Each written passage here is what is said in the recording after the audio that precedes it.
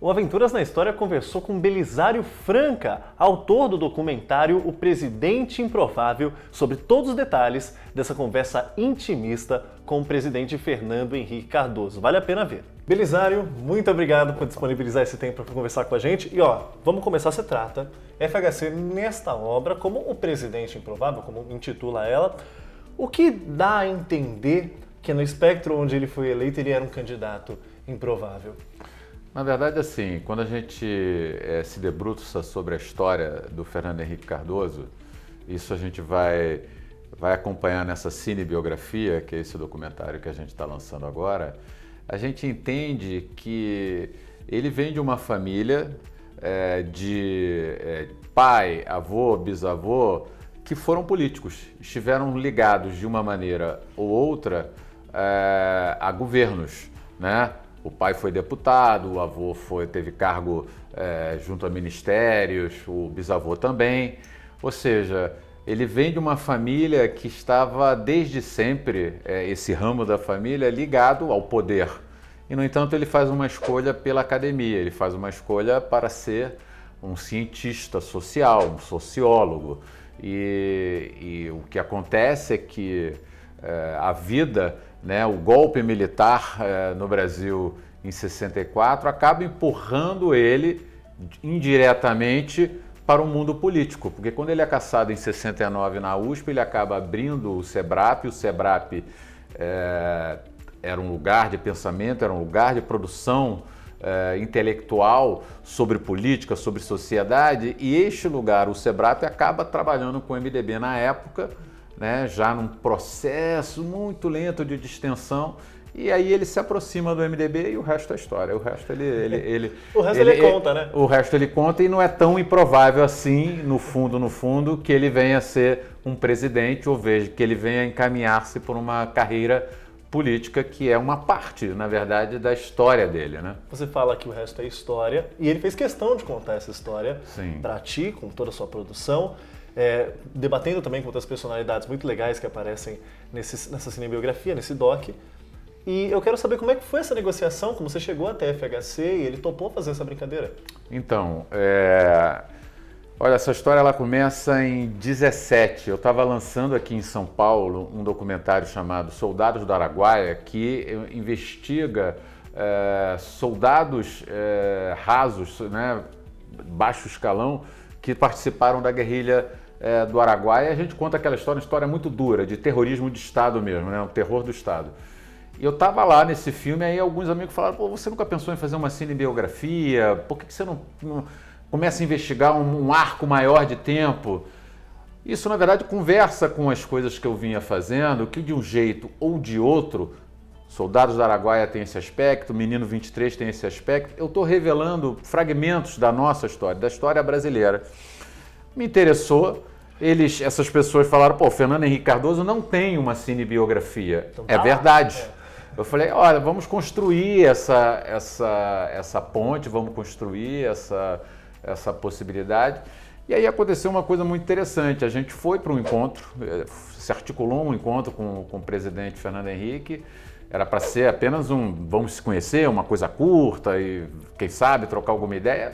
Durou horas, ficamos ali uma longa conversa. Aí ele contou histórias, lembrou de casos, a gente descobriu afinidades.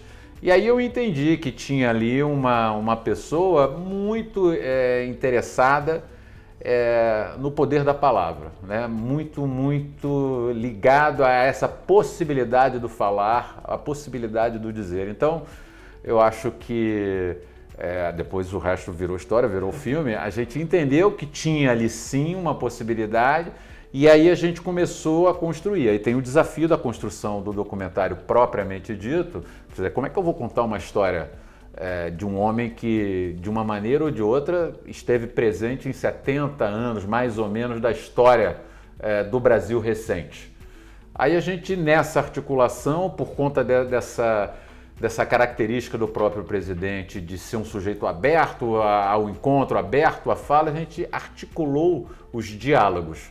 Então, através desses encontros, a gente produziu diálogos e através dos diálogos a gente conta essa história. Muito legal. Bom, você citou o poder da fala de FHC, ele conhecido como uma pessoa muito culta na frente quando o chefe de Estado, uma pessoa, até um sofista sabendo usar muito bem as palavras, mas só que nesse doc a gente vê um lado menos político, mais humano, mais da sua trajetória interna, seus passos, suas escolhas, além do que necessariamente seria apenas as suas decisões enquanto um chefe de Estado.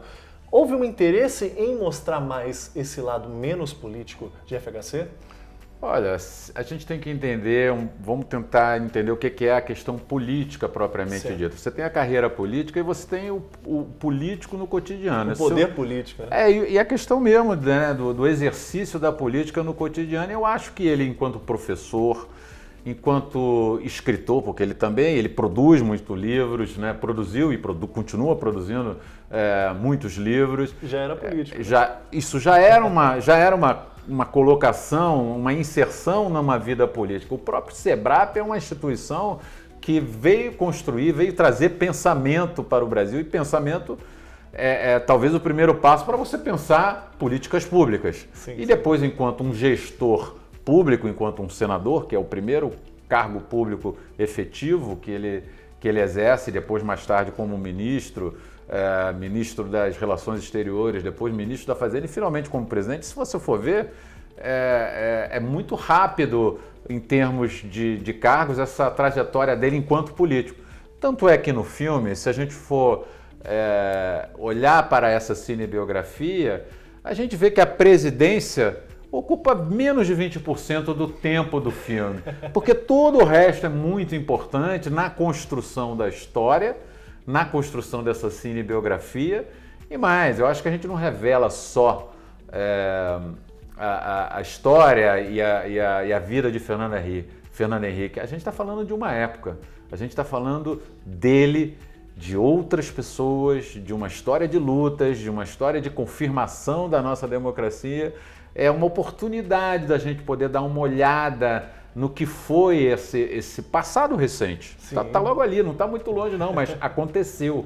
A gente tende a esquecer, mas eu acho que vale a pena a gente dar uma olhada nisso. A gente dá uma olhada tremenda em toda a vida dele, em toda a carreira, tanto política quanto política da mesma forma, mas eu quero levantar um ponto aqui. Eu sou um rapaz que nasci no governo de Fernando Henrique. Nasci em 1999, em pleno vigor do seu segundo mandato como presidente, e até hoje vemos vários pontos de Fernando Henrique inseridos na sociedade.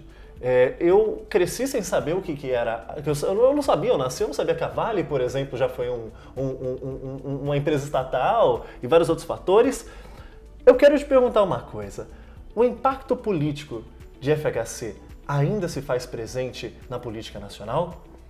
Olha, eu acho que hoje o legado que o Fernando Henrique deixou das políticas públicas que o seu governo produziu, né? Não só ele, mas o governo como um todo, né? O Plano Real talvez tenha sido o maior legado, né? Você estabilizar uma moeda num país com inflação crônica, né? Onde o salário era simplesmente destruído em pouquíssimo tempo, eu acho que só isso já justificaria. Como você dá uma olhada, que equipe foi essa, que time foi esse, que pessoa que liderou esse processo. Mas eu acho que não foi só isso. Eu acho que a gente acaba vendo que por conta da história de vida dele, ele acaba começando políticas que depois foram aprimoradas, tanto na área social, na valorização, por exemplo, a história do SUS, né? O SUS começa a acontecer. Olha só o que aconteceu hoje, nos últimos 2 anos, o papel fundamental do SUS na questão aí da luta, da vacinação da pandemia. Se não tivesse SUS, isso não seria possível. E o SUS foi uma construção que está na Constituição e foi uma construção do governo, né, do Jatene e de toda a sua equipe. E é uma realidade com todas as idas e vindas. Então a gente acaba entendendo que foi um governo que não só estabilizou a moeda, mas começou a ter uma preocupação em alguns lugares que o Brasil ainda não tinha pensado sobre isso. Então eu acho que o legado está aí. A gente acabei de dar um exemplo do SUS, o real está aí também para a gente dar uma olhada. Os genéricos é outra, a quebra de patente, que foi uma coisa, isso é mundial, né? Porque a quebra de patente foi um marco global, isso não tinha acontecido em lugar nenhum. Se você for olhar também em outros lugares que a gente vê das relações exteriores do Brasil, isso houve um avanço enorme, né, do Brasil ser respeitado enquanto um agente importante aqui nesse pedaço do planeta, mas também em pensamento. Então eu acho que contribuições aconteceram, esse legado se derramou, a própria Bolsa Escola que veio a dar na Bolsa Família, né, tudo tem um nascedouro, tudo tem um caminho. Então essas coisas não começa no Fernando Henrique, já tinha gente pensando isso, mas eu acho que ali há todo um trabalho de uma equipe, de um grupo que se derrama depois no governo Lula, nos 2 primeiros governos do PT, e claramente a gente nota os sinais disso ainda hoje aqui, agora um pouco menos em função desse governo que tem sistematicamente abandonado algumas coisas que deram muito certo no país. Bom, você aborda nessa obra a história de vida dele, e agora uma pergunta de opinião para Belisário, como a pessoa que escolhe as partes mais importantes e fica perto da edição. Qual foi o trecho, o ponto que mais te impressionou na trajetória de vida de Fernando Henrique? Olha, veja bem, eu nasci em 1960. Certo. Então, eu passei a minha infância e adolescência na ditadura militar e a juventude ali na redemocratização.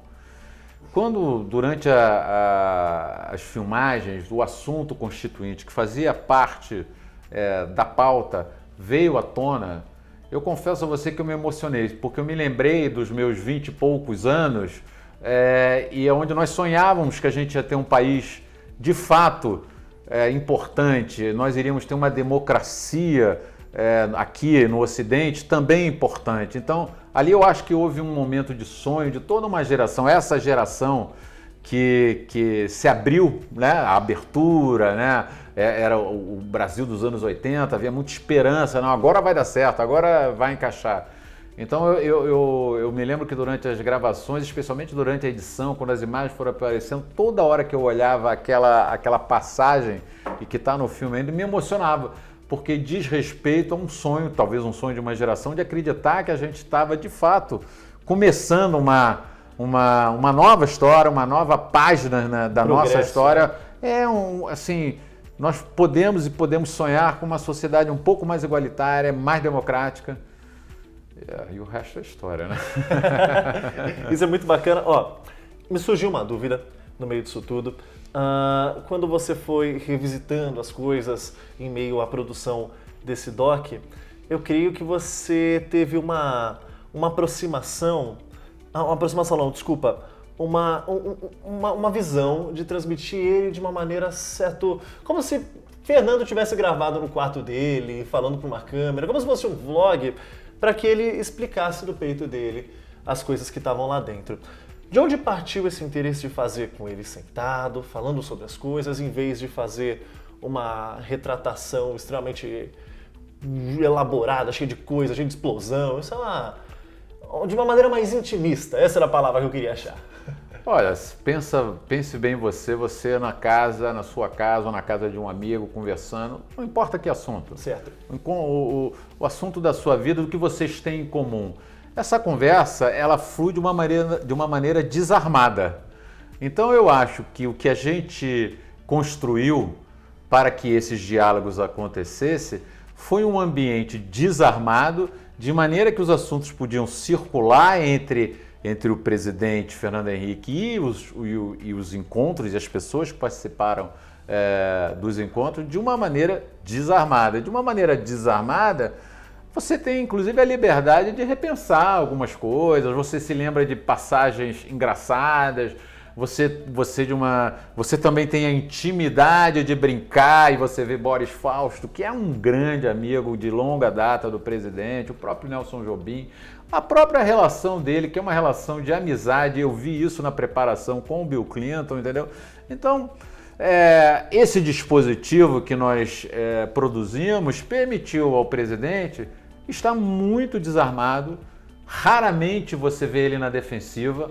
Ao contrário que se você vai, por exemplo, numa entrevista, tipo um Roda Viva da vida, um Pinga-Fogo, lá nos anos 90 tinha essa história de Pinga-Fogo, que é um tipo de entrevista mais incisiva. Mais incisiva, que a pessoa já fica armada na largada. Então, desarmado, eu acho que a gente contribuiu para que ele pudesse. Aí você vê a pessoa como se ela estivesse ali, na casa na sala da sua casa, à vontade, conversando, se lembrando, ponderando, se lamentando, em alguns momentos ficando entristecida, né? Se emocionando quando o Ricardo Lagos, presidente do Chile, lembra daquele momento em que eles fizeram uma vaquinha aqui no Brasil para retirar do Chile chilenos que estavam sendo perseguidos pela ditadura, que foi uma articulação que o Fernando Henrique fez na época. Ele se emociona, porque o Lagos lembra dessa história. Foi uma história que talvez tenha salvo a vida de algumas dezenas de pessoas. Então, são pequenos fatos que vão surgindo. Aí você tem essa coisa, né? Quando você trabalha com memória e você está à vontade, você não está fazendo censura, as histórias saem de lá do fundo e elas vão subindo, vêm para a superfície, e com isso você cria um ambiente onde elas possam, na verdade, serem postas à mesa ali para serem discutidas. Assim como a gente está agora, né? A pessoa começa a fluir e fica tranquila. Isso é sensacional. Inclusive, você citou o trecho onde Fernando Henrique tem uma relação com o Chile, desde quando ele vai para lá em decorrência da ditadura, e todo o período dele da ditadura é debatido, é desbravado nessa obra.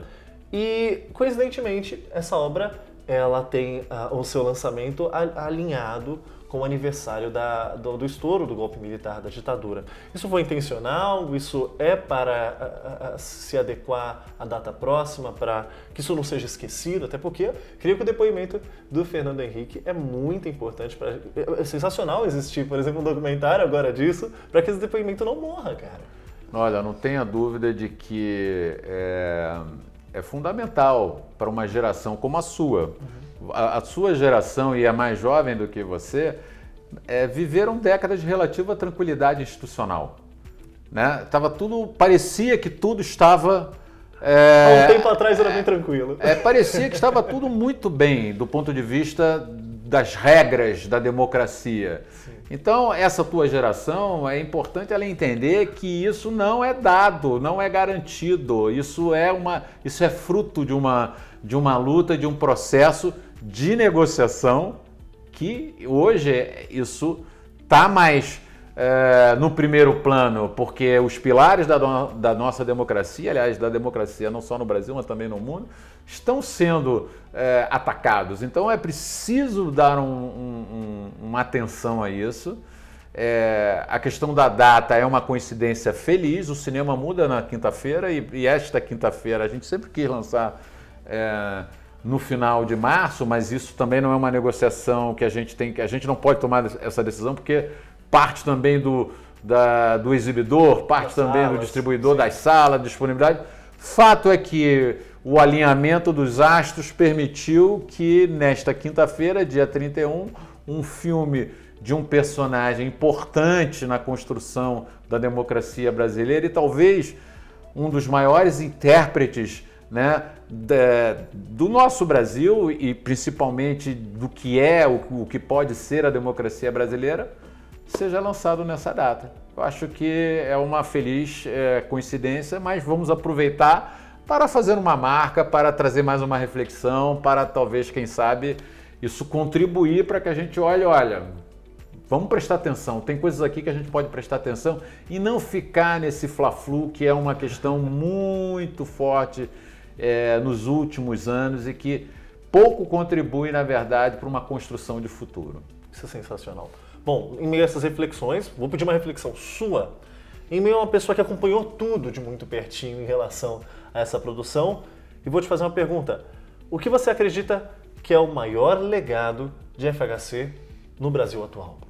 Eu acho que o maior legado, ele próprio diz no filme, e ele tem dito em escrito, é a construção da democracia brasileira. Eu acho que isso é a história da vida dele como intelectual, como constituinte, como ministro e como presidente, e no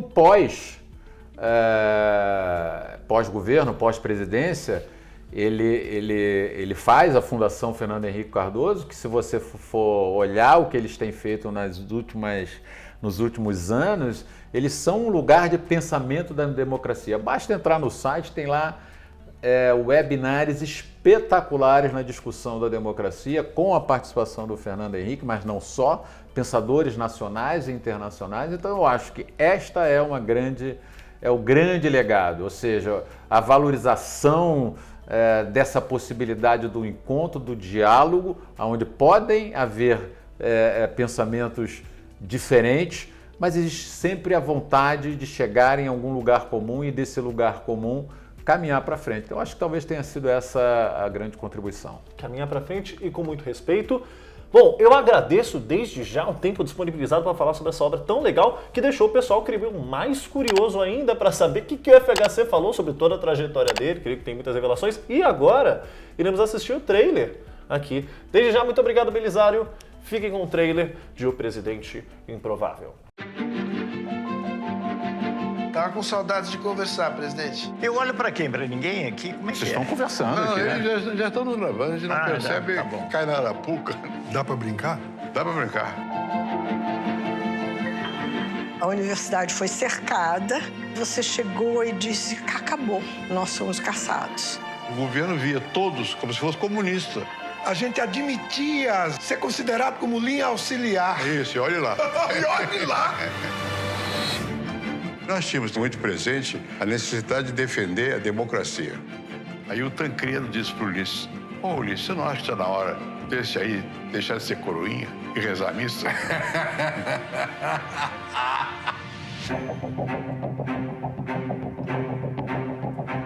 Alguns de nós achávamos que era preciso abrir um pouco mais espaço para o investimento privado. Me criticavam dizendo que eu era neoliberal. O MST montou 5 marchas sobre Brasília. No dia seguinte, a gente recebe o MST, o seu gabinete. Tá vendo? Eram todos comunistas. When you and I were there, what we tried to do was to create more people who felt that they were part of us and shrink the number of people who were part of them. Eu gosto de pessoas, eu gosto de gente. Senão eu não seria sociólogo, nem seria político. Você é favorável à reeleição? Eu tenho dúvida. Eu também. Quando foi a crise de 99, é das poucas vezes que eu lembro de ver a tensão no ar. É duro ser presidente, é tenso. Me impactó mucho saber que íbamos a estar conversando a estas edades. Tu es activement dans la politique. Não, me fui retraité. Eu, depois de deixei a presidência, eu não fui mais nada. Não quis ser. Mas se não houver vozes que falem, não acontece nada. E a nós só resta falar, né?